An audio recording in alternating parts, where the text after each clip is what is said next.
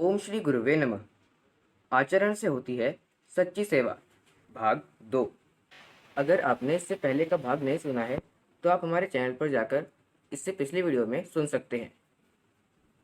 भगवान बुद्ध वहां पहुंचने के बाद उस गांव की साफ सफाई करने लगे।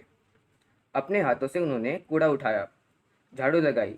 इसके पश्चात उन्होंने अपने शिष्यों के सहयोग से गांव में भोजन बनाया और सभी गांव के लोगों को बुलाकर प्यार से भोजन कराया। भगवान बुद्ध स्वयं भोजन करा रहे हैं, यह बात चतुर्दिक सुगंध के समान प्रसारित हो गई। इसलिए आसपास के गांवों के लोग एकत्रित हो गए। उन्होंने भी अपना हाथ बटाया और कुछ ही समय में वह महोत्सव जैसा उमंग भरा वातावरण निर्मित हो गया। इसके पश्चात भगवान बुद्ध गांव वालों को संबोधित करते हुए बोले, आप लोगों को भोजन तो ठीक मिलता है न? आपका घर सुरक्षित तो है ना? अभी वर्षा होने वाली है। आप सभी अपने अपने घरों को ठीक कर लें और यदि कोई आवश्यकता है तो हम सभी लोगों की सहायता करने के लिए सदा तत्पर हैं।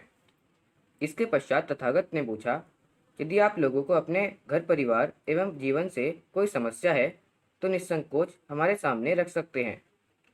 गांव वाले उत्साहपूर्वक अपनी अपनी समस्याओं को प्रकट करने लगे। कई समस्याएं तो इतनी निजी थी कि कुछ लोगों ने भगवान बुद्ध से एकांत में मिलकर इनका समाधान पाने के लिए विनम्र अनुरोध किया और भगवान बुद्ध ने उन्हें सहर्ष सहमति भी प्रदान की। इस प्रकार जहाँ भिक्षुक गणों को इतनी उदासीन प्रतिक्रिया दी गई थी, उनकी बातों को अनसुनी कर दिया गया था, वहीं पर भगवान बुद्ध की उपस्थिति और उनकी सेवा से चारों ओर एक दिव्य एवं स्वर्गीय वातावरण बन गया था।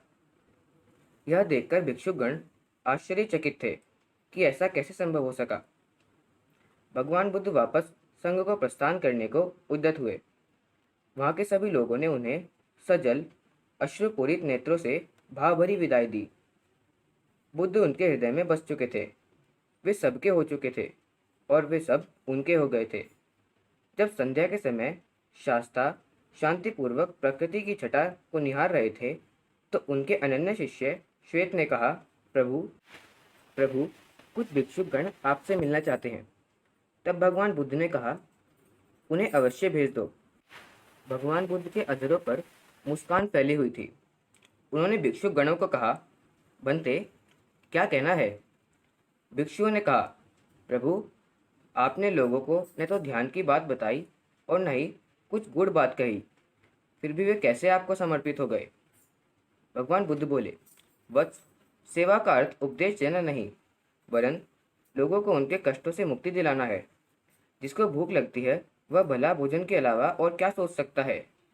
जिसके सिर पर छत नहीं है वह कैसे ध्यान की बात समझ सकता है? जिसकी दैनिक जीवन की समस्याएं इतनी गहरी हों वह भला ध्यान और अध्यात्म जैसी बातों को आत्मसात कैसे कर सकता है? उनके कष्टों का समाधान करना ही उन्हें ध्यान की ओर ले जाएगा। भगवान तथागत की अमृत वर्षाणी वाणी भिक्षुओं के हृदय को संवेदित करने लगी थी। उन्हें समझ में आ गया था कि भूल कहाँ हुई, त्रुटि कहाँ हुई, क्योंकि उन्होंने केवल बातें कही और भगवान बुद्ध ने उन बातों को जीवन में उतारकर कर्म के माध्यम से अभिव्यक्त किया।